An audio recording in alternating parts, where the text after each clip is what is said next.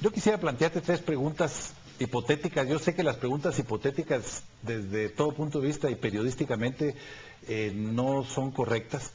Sin embargo, en este caso las estaría basando en hechos reales que sucedieron este año para conocer cuál hubiera sido tu posición como procurador de los derechos humanos. La primera de ellas es el tema de Santa Cruz Barías. El gobierno se produce un incidente muy fuerte, la comunidad en protesta porque no han sido escuchados durante varios años y que semanas antes había sido asesinado un activista, podemos llamarle, dentro de la comunidad.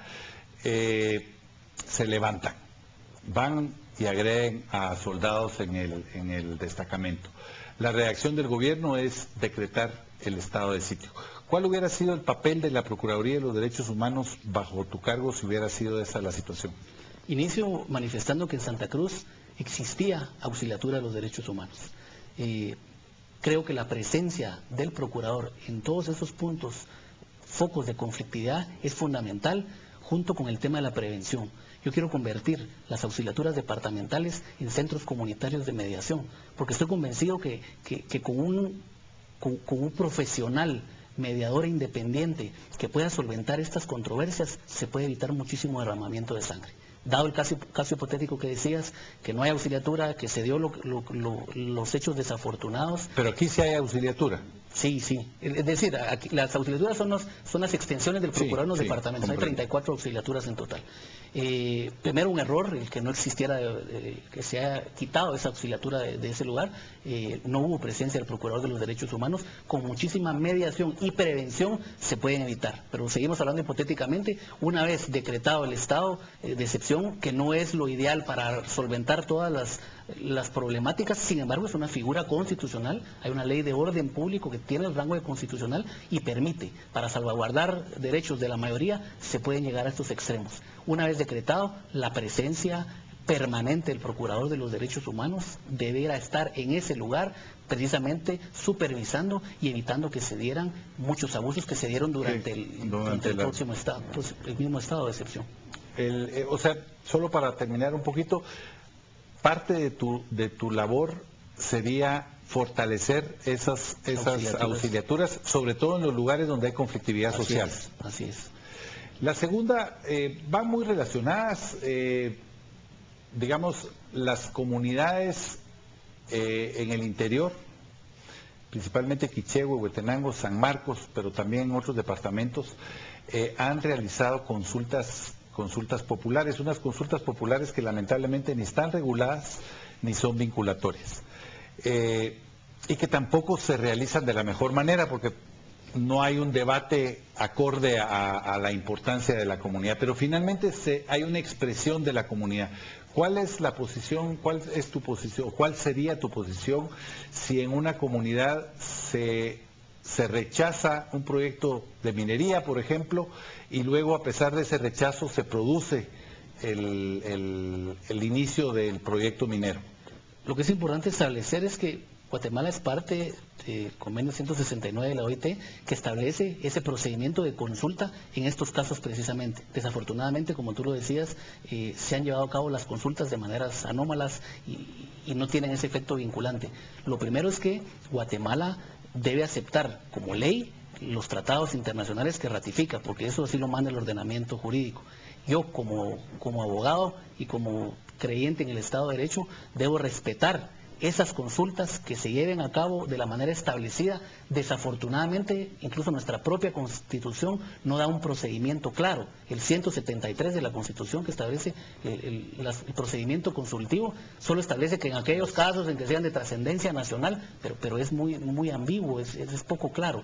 En todo caso, se debe respetar la voluntad de las comunidades siempre y cuando esas consultas se lleven de una manera adecuada y que haya, de nuevo, una presencia y un acompañamiento acompañamiento del Procurador de los Derechos Humanos, porque debo decir también con toda franqueza que en muchos de estos casos hay mucha manipulación, hay mucha desinformación y en muchas oportunidades la población se opone sin tener incluso la idea de a qué es a lo que se está oponiendo. Otra vez, lo que se puede esperar de la Procuraduría es que haya un acompañamiento en estas zonas conflictivas, en estos lugares, desde el momento mismo en que se empieza a preparar una consulta hasta su término y luego una eventual participación mediadora con la empresa o con el propio Estado, que es fundamentalmente quien autoriza las concesiones. Así es. Parte de mi propuesta es precisamente el tema de la mediación, que va de la mano con la prevención.